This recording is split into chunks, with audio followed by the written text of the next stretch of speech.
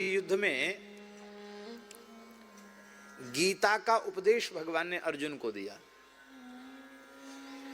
पर भगवान कुछ उपदेश दे रहे हैं और अर्जुन सुन रहे हैं। ये जानकारी किस किस को हुई?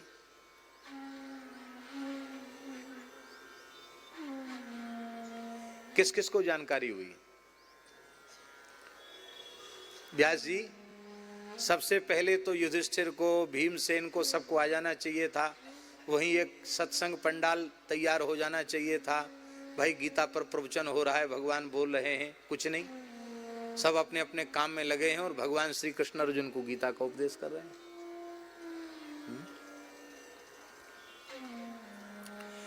व्यास जी की कृपा न होती तो धृतराष्ट्र गीता श्रवण नहीं कर पाते। व्यास जी की कृपा न होती तो संजय गीता श्रवण न कर पाते, पर संजय सुन रहे हैं और सुना रहे हैं।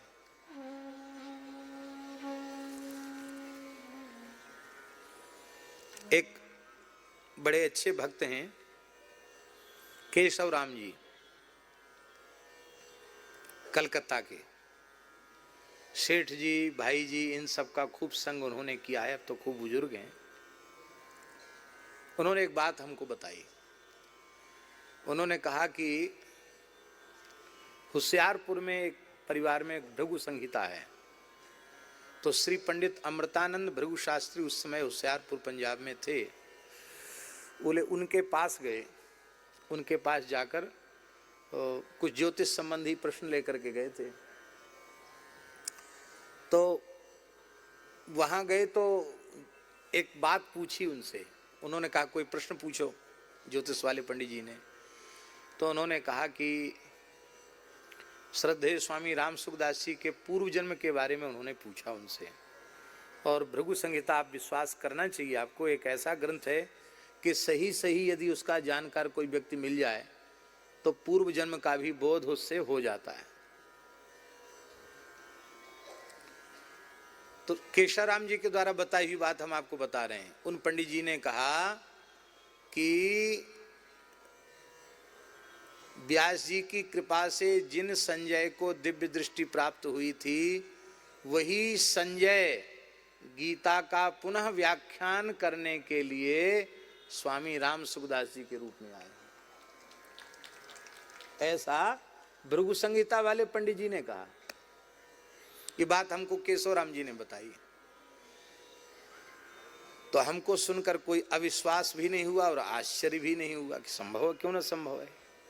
क्योंकि जैसा गंभीर चिंतन और जैसी सूक्ष्म दृष्टि श्रद्धेय स्वामी जी को गीता जी के संबंध में प्राप्त थी, वो निश्चित बिना इस प्रकार की इस दिव्य विभूति, इस प्रकार की दिव्यता उनमें थी, तभी यह संभव था गीता में उनका जीवन। पर हम यहां जो बात कहना चाहते हैं उसको ध्यान से सुने। हम ये कहना चाहते हैं कि भगवान ने अर्जुन को उपदेश दिया और व्यास जी की कृपा से धृतराष्ट्र और संजय को ज्ञान मिला और संजय ने धृतराष्ट्र को सुनाया। इतने ही लोग जान पाए गीता को, और ज्यादा लोग नहीं जान पाए। क्या भीष्म पितामह ने गीता का प्रवचन सुना था?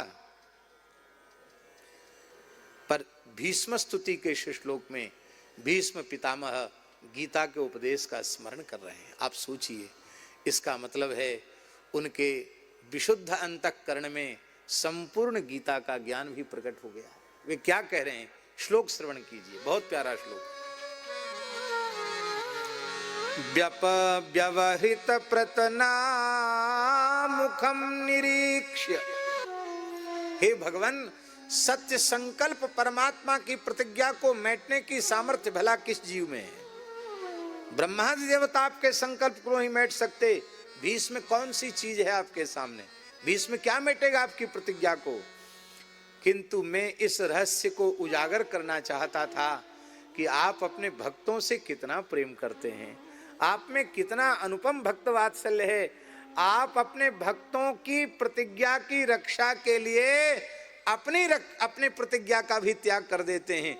आपकी भक्त वत्सलता को प्रकट करने के लिए इस दासानुदास भीष्म ने यह दुस्साहस किया। और हे भगवान, आप मेरी प्रतिज्ञा को पूर्ण करने के लिए ही धृतरथ चरणः, रथ का चक्र लेकर के आप दौड़े, उसमें आपका पीतांबर फहराता हुआ आपको छोड़कर नीचे गिर गतोत्तरीय। पहले तो वो उड़ा, बोले हम जा रहे हैं, भगवान का तू जाए तो भले चले हो जा, फिर वो नीचे गिर गया, भगवान ने उठाया भी नहीं उसको। क्यों? भगवान ने कहा भैया तू चाहे रहे चाहे धरती पे चाहे आसमान में उड़ जा, पर मैं भक्त रक्षण की प्रतिज्ञा का त्याग नहीं कर सकता।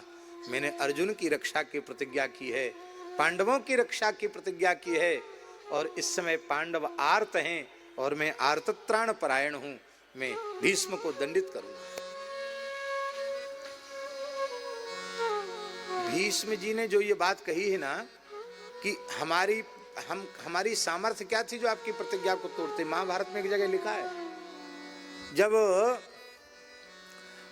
युधिष्ठिर ने कहा कि महाराज भीष्म जी तो पूरी सेना को ही सूखे जंगल के समान जला के भस्म कर देंगे, अब कुछ नहीं होगा, अब महाराज हमारा उत्साह युद्ध का ठंडा हो गया, लगता हमें पराजय स्वीकार कर लेनी चाहिए, नहीं तो आप बताओ भीष्म जी कैसे मरेंगे।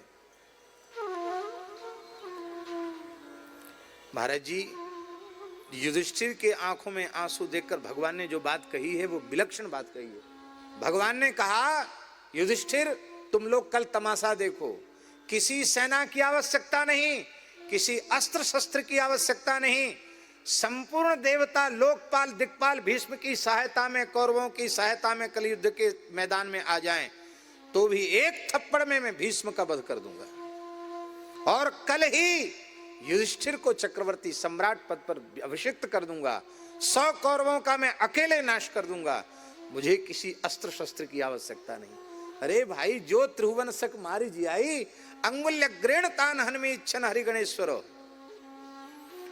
पांडवों ने चरण पकड़ लिए, प्रभु आप अपनी प्रतिज्ञा का त्याग न करें, पर भगवान आपने अपनी प्रतिज्ञा का त्याग कर दिया।